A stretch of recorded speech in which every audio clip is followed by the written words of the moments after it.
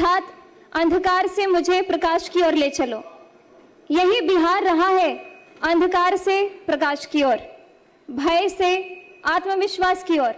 जब इस धरती की बेटियां स्कूल जाने से डरती थी, जब सरकारी स्कूल के नाम पर सिर्फ टूटी फूटी दीवारें, जब शिक्षक वेतन के लिए दर बदर भटकते रहते थे, जब दोपहर का खाना नहीं मिलता था तो बच्चे भूखे पेट पढ़ने जाते थे और ज्यादातर तो जाते भी नहीं थे। जनता चिल्लाती रहती थी कि स्कूल में शिक्षक नहीं है तो कानों पे पट्टी। जनता रोती रहती थी कि बेटी पढ़ नहीं पा रही है तो आंखों पे पट्टी। और जनता कहती रहती थी कि बिहार पिछड़ रहा है, तब भी इनका दिल नहीं पसीजा। झेल रही है। बीडीओ साहब, आप खुद अपने दिल पे हाथ रख के बोलिए कि मैं जो बोल रही हूँ क्या वो झूठ है? आप दिल पे हाथ रख के बोलिए, आप खुद अपने दिल पे हाथ रख के बोलिए। उपाध्यक्ष जी को आभार, आपने मुझे आज बोलने का समय दिया। अलीनगर के देवतुल्य जनता के हमार बहुत बहुत धन्यवाद जे हमरा आशीर्वाद दिलखिन और अपन खूब खूब आशीर्वाद दक हमरा जीता का इस सदन के हिस्सा बनलखिन। आदरणीय प्रधानमंत्री जी को बहुत बहुत धन्यवाद, उन्हीं के प्रेरणा से मैंने राजनीति में अपना कदम रखा। हमारे माननीय मुख्यमंत्री जी को, जिन्होंने अपना पूरा जीवन ही बिहार को संवारने में समर्पित किया, उनको बहुत बहुत धन्यवाद। आज इस विधानसभा में खड़े होकर बोलना मेरे लिए बहुत बहुत बहुत बड़ी बात है। ये सिर्फ एक भाषण नहीं है, यह उस बेटी का सपना है जो बिहार की मिट्टी में, मिथिला की मिट्टी में पली बढ़ी खेली कूदी।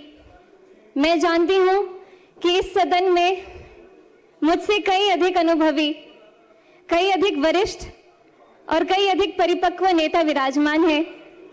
विपक्ष के वे दिग्गज नेता जिनकी राजनीतिक उम्र मेरी पूरी उम्र से बड़ी होगी, उन सभी के सामने बोलना भी मेरे लिए बहुत चुनौतीपूर्ण है। अध्यक्ष जी, आज शिक्षा बजट पर चर्चा हो रही है तो मैं आपसे एक सवाल पूछना चाहती हूँ कि वो बिहार सभी को याद है। जब मैं उस समय को याद करती हूँ तो मुझे महाभारत के धृतराष्ट्र का हस्तिनापुर याद आता है, जो बहुत बड़े वरिष्ठ और बहुत ही अनुभवी नेता रहे, बहुत ही अनुभवी राजा रहे, लेकिन वो अंधे थे। और उससे भी बड़ी बात है कि वो देखना भी नहीं चाहते थे, क्योंकि उन्हें हस्तिनापुर की चिंता नहीं बल्कि दुर्योधन की चिंता लगी रहती थी। जब इस धरती की बेटियां स्कूल जाने से डरती थी, जब सरकारी स्कूल के नाम पर सिर्फ टूटी फूटी दीवारें, जब शिक्षक वेतन के लिए दर बदर भटकते रहते थे, जब दोपहर का खाना नहीं मिलता था तो बच्चे भूखे पेट पढ़ने जाते थे और ज्यादातर तो जाते भी नहीं थे। जनता चिल्लाती रहती थी कि स्कूल में शिक्षक नहीं है तो कानों पे पट्टी। जनता रोती रहती थी कि बेटी पढ़ नहीं पा रही है तो आंखों पे पट्टी। और जनता कहती रहती थी कि बिहार पिछड़ रहा है, तब भी इनका दिल नहीं पसीजा। बिहार में 2005 से पहले ऐसा ही अंधेरा था। स्कूल में ताले, पढ़ाई लिखाई नहीं, बजट आता था लेकिन बच्चों तक पहुंचता नहीं था, रिपोर्ट में विद्यालय थे लेकिन जमीन पर घास उगती रहती थी।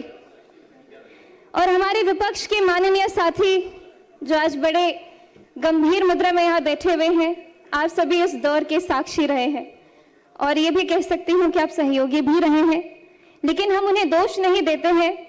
हम तो बस इतना कहना चाहते हैं कि जो बीत गई सो बात गई, लेकिन इतिहास गवाह है। भले ही बिहार की भोली भाली जनता वो दौर भूल जाए, लेकिन इतिहास कभी नहीं भूल सकती है, ना ही वो कभी माफ करेगी। 2005 में एक नवोदय हुआ, नया सूरज उगा। माननीय उपाध्यक्ष महोदय जी, 2005 में बिहार की जनता ने एक ऐतिहासिक फैसला किया और उस फैसले का नाम था नीतीश कुमार। महाभारत में जब युधिष्ठिर राजगद्दी पर बैठे तो उनके राज में धर्म की स्थापना हुई, न्याय आया और प्रजा सुखी हुई। ठीक उसी तरह जब नीतीश कुमार जी ने बिहार की बागडोर संभाली तो यहाँ सुशासन आया। जब मैं यहाँ इस विधानसभा में खड़ी हूँ तो मेरे मन में एक श्लोक गूंज रहा है, तमसो मां ज्योतिर्गमय, अर्थात अंधकार से मुझे प्रकाश की ओर ले चलो। यही बिहार रहा है अंधकार से प्रकाश की ओर, भय से आत्मविश्वास की ओर, अपमान से सम्मान की ओर और जंगल राज से सुशासन की ओर। उपाध्यक्ष जी, नीतीश कुमार जी ने एक ऐसी योजना शुरू की जिसने पूरे देश को चौंका दिया, मुख्यमंत्री साइकिल योजना, जिसके बारे में सभी ने बात की है। और मैं खासकर इसलिए बोलना चाहती हूँ कि मेरी आंखों देखी कहानी है। मेरे खुद के गांव में जहां स्कूल के नाम पे कोई बात ही नहीं होती थी और एकाएक साइकिल योजना जब शुरू हुई तो मेरे गांव के अड़ोस पड़ोस की सभी दीदियों ने स्कूल जाना शुरू कर दिया। विपक्ष के लोग तो इस योजना का मजाक भी उड़ाते थे, लेकिन आज वही योजना पूरे देश के लिए एक मॉडल है। सुनने में सरल लगती है, लेकिन इस साइकिल ने क्या किया ये जरा सोचिए। आपको वक्त देंगे इनके भाषण के बाद। बिहार के गांव में एक बाप था जो सोचता था कि बेटी को हम दूर दराज कैसे भेजे, स्कूल कैसे भेजे, रास्ता बहुत लंबा है, खतरा है, पैसे नहीं है। उस बाप की चिंता को नीतीश कुमार जी ने समझा और बेटी के हाथ में साइकिल थमा दी। और उस साइकिल पर पहियों ने सिर्फ सड़क नहीं नापी, उन्होंने लाखों बेटियों का भविष्य नापा। ड्रॉप आउट दर गिरी, नामांकन बढ़ा और बिहार की बेटी ने कहा हम भी पढ़ेंगे और हम भी आगे बढ़ेंगे। मैं भी उदाहरण स्वरूप बिहार के लोकतंत्र के सबसे बड़े मंदिर में आज आप सभी के बीच में खड़ी हूं। अगर मैं 2005 को देख करके, ध्यान करके 2005 से पहले की बात करूं तो संभावना भी नहीं था कि मैं यहाँ पे खड़ी होती या फिर कोई ऐसी उम्मीद मेरे अंदर जगती। बालिका साक्षरता 35%, मतलब 3 में से 2 बच्चियां हमारी अनपढ़ रहा करती थी। टोका टोकी नहीं। उस दशकों की अव्यवस्था के कानून ने न जाने कितनों की जवानी छीन ली। आप सभी तो उसके खुद साक्षी रहे हैं। लगभग 2 दशक बिहार शिक्षा से वंचित रहा। कई पीढ़ियां इसका दंश आज भी झेल रही है। बीडीओ साहब, आप खुद अपने दिल पे हाथ रख के बोलिए कि मैं जो बोल रही हूँ क्या वो झूठ है। आप दिल पे हाथ रख के बोलिए, आप खुद अपने दिल पे हाथ रख के बोलिए। उपाध्यक्ष जी, पढ़ाई तभी होती है जब सुरक्षा होती है। हमारे नीतीश कुमार जी ने समझा कि बिहार के बच्चों को किताब के साथ साथ सुरक्षा भी चाहिए। आप जानते हैं मैं एक कलाकार भी रही हूं। मैं जब पहले आती थी तो पहले की कहानियां सुनती थी, अरे बउआ 5-6 बजे के बाद गाड़ियों से नहीं जाके छे एना कत जेबे, कार्यक्रम नहीं भ सके छे। लेकिन अभी बिहार में हम रात भर घूमते, रात के 3 बजे मैं खुद दरभंगा से आई और पटना में अपने घर में पहुंची, बहुत सुरक्षित।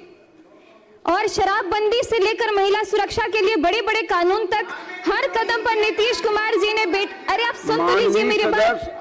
बेटियों के पक्ष में खड़े होकर हमारे माननीय मुख्यमंत्री जी ने निर्णय लिया है। और आज जब मैं बिहार के सबसे युवा विधायकों में से एक इस सदन में खड़ी होकर के बोल रही हूं तो न जाने आपको क्यों इतनी दिक्कत हो रही है। माननीय उपाध्यक्ष महोदय जी, अब आते हम आज के बजट पर और मैं यहाँ में बात करूंगी इस डबल इंजन की जिसने बिहार की शिक्षा को नई ऊंचाइयों तक पहुंचाया है। अपना भाषण कंक्लूड करें। तो मुझे आंकड़ों पे ज्यादा बोलने की जरूरत नहीं है, मेरे सभी साथियों ने बहुत ही जोरदार तरीके से ऑलरेडी अपनी बातें रख दी है। लेकिन मैं अपने क्षेत्र की कुछ जो स्कूल है उसके ऊपर ध्यान देना चाहूंगी, क्योंकि हमारे क्षेत्र के जितने भवन बने हैं स्कूल में, अब तो तेजी से इतने सारे स्टूडेंट्स रोल इन कर रहे हैं कि हमारे लिए भवन की भी कमी हो रही है। तो इसलिए मैं चाहूंगी कि जिस तरीके से शिक्षा के ऊपर बच्चों का भी इतना आकर्षण बढ़ते जा रहा है, लगातार सब लोग अपने दाखिल करवाते आ रहे हैं, तो उस हिसाब से भवन के कमरे भी और बढ़वाए जाए। जैसे कि कीरतपुर में प्राथमिक विद्यालय, गड़ौल कन्या विद्यालय, कुमरौल विद्यालय, प्राथमिक विद्यालय महथौर मुसहरी, प्राथमिक विद्यालय पकड़ी, उच्च माध्यमिक विद्यालय महथौर हरिजन, ग्राम श्री रामपुर टोले के दरगाह में जो कमरे हैं और बढ़ाया जाए, सकतपुर का विद्यालय, लगमा प्राथमिक विद्यालय। अपना आसन ग्रहण करें। बहुत बहुत धन्यवाद।